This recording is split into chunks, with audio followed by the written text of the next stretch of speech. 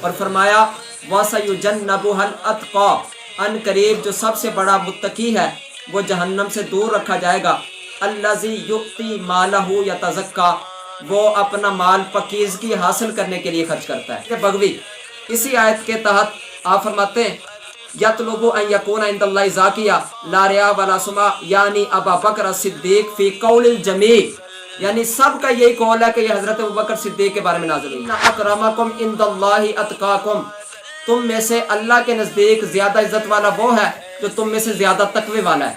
حضرت ابوبکر صدیق کو خود رب تعالیٰ نے سب سے بڑا متقی فرمایا ہے، تو ان دونوں آیتوں کی وجہ سے بالکل واضح طور پر معلوم ہوتا ہے کہ حضرت ابوبکر صدیق انبیاء کے بعد سب سے افضل ہے۔ اس کی جلد نمبر 4 کے اندر فرماتے ہیں بالجملہ مسئلہ افضلیت ہرگز باب فضائل سے نہیں، باب عقائد سے ہے۔ صدیق کو انبیاء کے بعد سب سے افضل جاننا یہ ہمارے عقیدہ اہل سنت کا مسئلہ، سوائے شیعہ کے باقی سارے حضرت ابوبکر صدیق کو افضل جانتے ہیں۔ یہ فضائل صحابہ ہے، اس کے اندر صحیح سند کے ساتھ یہ روایت موجود ہے۔ فرمایا کہ سب سے افضل اگر کسی بندے پر سورۃ طلوع ہوتا ہے تو حضرت ابوبکر صدیق رضی اللہ تعالیٰ عنہ۔ یہ بخاری شریف ہے۔ اس سے مردوں میں سے کون ہے تو نبی پاک علیہ السلام نے فرمایا ابو بکر ابوہا، عائشہ کا باپ ابو بکر مجھے سب سے زیادہ محبوب ہے۔ یہ شریف ہے اور امام ترمذی نے کہا ھذا حدیث صحیح۔ عمر رضی اللہ تعالیٰ عنہ آپ خود کیا فرماتے ہیں؟ آپ فرماتے ہیں کانا ابو بکر رضی اللہ تعالیٰ عنہ سیدنا و خیرنا و احبنا الی رسول اللہ۔ حضرت مولا علی شیر خدا سے ان کے بیٹے محمد بن حنفیہ نے پوچھا، حضرت علی سے پوچھا کہ نبی پاک علیہ السلام کے بعد سب سے افضل کون ہے؟ تو آپ نے فرمایا کہ حضرت ابوبکر ہے۔ میں نے کہا پھر کون؟ تو کہا کہ عمر ہے۔ تاریخ الخلفاء میں امام ذہبی کہتے ہیں کہ حضرت مولا علی کا یہ فرمان تواتر تک پہنچا ہوا ہے، یعنی انکار کی گنجائش ہی نہیں ہے، تواتر تک یہ بات پہنچی ہوئی ہے کہ حضرت علی نے یہ فرمایا کہ نبی پاک علیہ السلام کے بعد سب سے افضل جو ہیں وہ حضرت ابوبکر صدیق ہے۔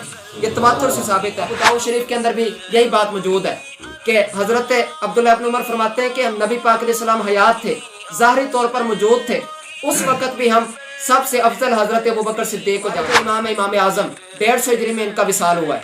تو آپ کی یہ کتاب مشہور ہے فقہ اکبر، اس کے اندر آپ نے ارشاد فرمایا کہ افضل الناس بعد رسول اللہ ابو بکر رضی اللہ تعالیٰ عنہ۔ شرح عقائد نسبیہ افضل البشر بعد نبینا ابو بکر رضی اللہ تعالیٰ عنہ عربی کی، ایسی شرح عقائد کی بھی شرح ہے۔ فرماتے ہیں کہ اجماع صوفیہ کا اس بات پر اجماع ہے اللہ تقدیم ابی بکر کہ حضرت ابوبکر صدیق صاحب سے پہلے نمبر پر۔ امام فخر الدین رازی جس نے سورۃ فاتحہ کی تفسیر لکھی، صراط الذین انعمت علیہم، علی حجویری مشہور کتاب ہے کشف المحجوب، میرے پاس سیدنا ابوبکر صدیق کا رتبہ انبیاء کے بعد ساری مخلوق سے افضل و مقدم ہے۔ یہ داتا صاحب لکھ رہے ہیں، شیخ عبد القادر جیلانی رحمۃ اللہ علیہ 11ویں والے پیر، بنیۃ الطالبین مشہور کتاب ہے ان کی۔ الوہم ابو بکر، ان میں سے سب سے افضل حضرت سیدنا ابوبکر صدیق رضی اللہ تعالیٰ عنہ۔ حجر مکی کتاب فتاوی حدیثیہ، ان سب کا اجماع ہے، سارے اس بات پر متفق ہیں ان افضل الصحابۃ علی الاطلاق ابو بکر۔ یہ دوسری کتاب ہے سوائے کے محرکہ،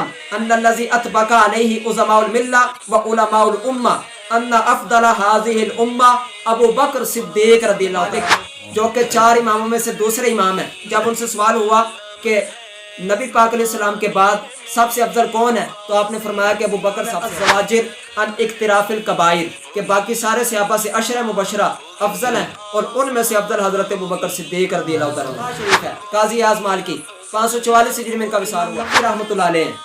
یہ اہل سنت کے بڑے امام ہیں، 676 ہجری میں ان کا وصال ہوا ہے۔ یہ صحیح مسلم کی شرح کے اندر کا اہل سنت علی ان افضلہم ابو بکر الخلفاء، یہ امام جلال الدین سیوطی 911 ہجری میں ان کا وصال ہوا۔ سنت کا اس بات پر اجماع ہے کہ نبی پاک علیہ السلام کے بعد سب سے افضل حضرت ابوبکر صدیق ہے۔ مجدد الفسانی رحمۃ اللہ علیہ مکتوبات ان کے مشہور ہیں۔ اہل حق کا اجماع ہے کہ انبیاء کرام کے بعد افضل البشر حضرت سیدنا صدیق اکبر۔ رضویہ کی جلد نمبر 21 ہے۔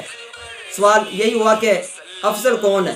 خلفائے ثلاثہ میں سے حضرت علی افضل تھے یا کم تھے؟ آپ نے فرمایا کہ ان کی باہم ترتیب یوں ہے کہ سب سے افضل صدیق اکبر، بعد انبیاء مرسلین، تمام مخلوقات الہی انس و جن و ملک سے افضل صدیق اکبر ہیں۔